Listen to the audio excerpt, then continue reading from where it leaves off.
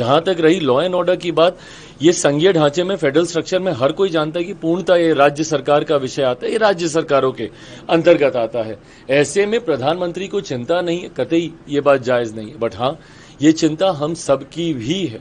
जिस तरीके से हाल फिलहाल के दिनों में आपराधिक घटनाएं बढ़ी हैं, जिस तरीके से एक के बाद एक ऐसी घटनाएं सामने आ रही हैं जिसका बारे में शायद किसी ने कभी सोचा भी नहीं होगा, जिस तरीके से पारस हॉस्पिटल में घुसकर, कमरे में घुसकर दिन दहाड़े 5 शख्स घुसते हैं और दिन दहाड़े गोलियों की बौछार कर देते हैं। ऐसा नहीं है कि बिहार में ये घटनाएं पहले नहीं हुई हैं। जो लोग जंगल राज जिनके नेतृत्व में होता था, आज जब वो हम लोग पे उंगली उठा रहे हैं तो उनसे पूछने की जरूरत है कि 98 में पीएमसीएच में भी इसी तरीके से गोली चली थी और उस वक्त के मंत्री, उनकी हत्या कर दी गई थी। उस वक्त वो मंत्री थे, उस वक्त घुस के उनकी हत्या कर दी गई थी। उस वक्त किसकी सरकार थी? इन्हीं की थी ना। पर ना उस वक्त की इस घटना को जायज ठहराया जा सकता है, ना आज की इस घटना को जायज ठहराया जा सकता है। हकीकत यह है कि अगर एक भी आपराधिक घटना होती है तो प्रशासन को जिम्मेदारी लेनी होगी। एडीजी लॉ एंड ऑर्डर इस तरीके की बातें कतई नहीं कह सकते हैं कि भाई बरसात के से पहले इस तरीके की घटनाएं होती है।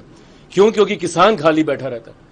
भाई जो अन्नदाता है हमारा, आप उसके ऊपर इस तरीके का आप आरोप लगा रहे हैं, और ये आरोप नहीं लगा रहे हैं, आप लीपापोती कर रहे हैं। आप अपनी जिम्मेदारियों से आप भागने का कार्य कर रहे हैं, जो कि कतई स्वीकार्य नहीं है। आपकी जवाबदेही बनती है, जिम्मेदारी आपको लेनी होगी और राज्य सरकार को भी इसमें और ज्यादा मुस्तैदी से सुनिश्चित करना होगा कि कम से कम और कुछ नहीं तो बिहार में सुरक्षा का भाव, एक सेंस ऑफ सिक्योरिटी हर बिहारियों के भीतर दे। ये जिम्मेदारी प्रशासन सरकार की बनती है। लगातार आप भी आपराधिक घटनाओं पर सवाल, जिम्मेदारी जवाबदेही तय होनी चाहिए। मैं पहले ही इस बात को कह चुका हूं। और प्रशासन, कल भी हम लोग गए थे, वैशाली में एक घटना घटी है जिस तरीके से एक छोटी सी बच्ची 1 महीने 13 दिन तक वो बच्ची लापता रहती है। स्थानीय प्रशासन की पूरी मिली भगत है कि भाई 1 महीने 13 दिन तक आप उस बच्ची को आप ढूंढ नहीं सकते हैं।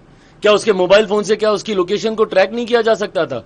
अगर ये लोग चाहते तो क्या ये लोग नहीं कर सकते थे? गाज गिरी है छोटे अधिकारियों पर, थाना लेवल के अधिकारियों को वहां पे बर्खास्त किया जा रहा है, जबकि हकीकत यह है कि जितने बड़े अधिकारी हैं वो भी इसमें लिप्त थे। तो ऐसे में जब तक जिम्मेदारी तय नहीं होगी, जब तक जवाबदेही तय नहीं होगी, आपराधिक घटना इसी तरीके से घटती रहेगी। अरे प्रभु, सवाल पूछना। कांग्रेस आज रोजगार मेला लगा रही है सर, कैसे देखें? रोजगार के लिए मेला लगा रही है। भाई लगाएं, पर वो जिनके साथ सहयोगी हैं, चिंता बढ़ जाती है कि अब कितने औरों की जमीन लिखवाएंगे ये अपने नाम। क्योंकि जब जब ये लोग नौकरी देने की बात करते हैं, रोजगार देने की बात करते हैं, लैंड फॉर जॉब हम सब जानते हैं। और अब तो कल भी सुप्रीम कोर्ट की तरफ से भी जो आदेश आया उसमें भी इन लोगों को निराशा ही हासिल हुई है। तो ऐसे में अब जब ये लोग दोबारा नौकरी बांटने की बात कर रहे हैं तो ना जाने कितने और गरीबों की जमीन अपने नाम लिखवाएंगे। आज दिल्ली में खड़गे साहब के घर पे होगी सर, कैसे देख रहे हैं? नहीं, अच्छी बात है। खड़े बैठक पर जिस तरीके से तथाकथित इंडिया अलायंस छिटकता जा रहा है, एक के बाद एक सहयोगी इनसे दूर हो रहे हैं।